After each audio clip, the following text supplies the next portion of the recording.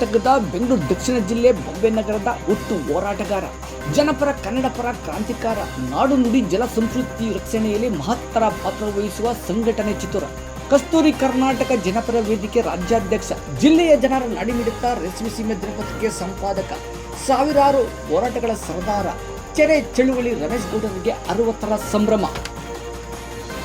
6 ದಶಕಗಳನ್ನು ಪೂರೈಸಿರುವ ಚಳುವಳಿ ಚತುರ ರಮೇಶ್ ಗೌಡರವರು ಜೂನ್ 16ರ ಸೋಮವಾರ ತಮ್ಮ ಹುಟ್ಟುಹಬ್ಬವನ್ನು ಸಮಾಜಮುಖಿಯಾಗಿ ಆಚರಣೆ ಮಾಡುತ್ತಿರುವುದು ದುಂದುವೆಚ್ಚ, ಆಡಂಬರ, ಅದ್ದೂರಿ ಹುಟ್ಟುಹಬ್ಬಗಳಿಗೆ ಬ್ರೇಕ್ ಹಾಕಿ ಮಾದರಿಯಾಗಿರುವುದು ವಿಶೇಷವಾಗಿದೆ.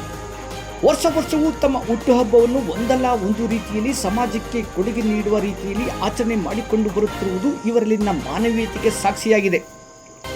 60ರ ಸಂಭ್ರಮದಲ್ಲಿ ಸಮಾಜದಲ್ಲಿರುವ ವಿಶೇಷ ವಿಕಲಚೇತನರಿಗೆ ಆಹಾರ ಕಿಟ್ ವಿತರಣೆ, 60ರ ಸವಿನೆನಪಿಗಾಗಿ 1000 ಶ್ರೀಗಂಧದ ಸಸಿಗಳ ವಿತರಣೆ,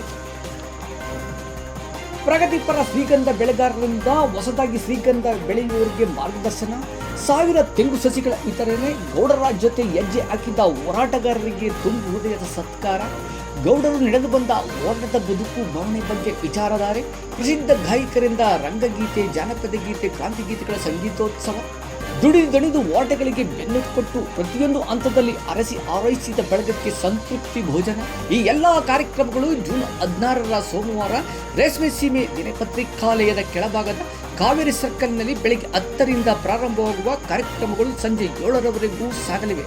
ಬಂಧುಗಳೇ, ಸಹಸ್ರಾರು ಸಂಖ್ಯೆಯಲ್ಲಿ ಬನ್ನಿ, ಸಮಾಜ ಮುಖಿಗೆ ಅಭಿನಂದಿಸಿ, ಅರಸಿ ಆರೈಸಿ. ನಿಮ್ಮ ಆಗಮನದ ನಿರೀಕ್ಷೆಯಲ್ಲಿ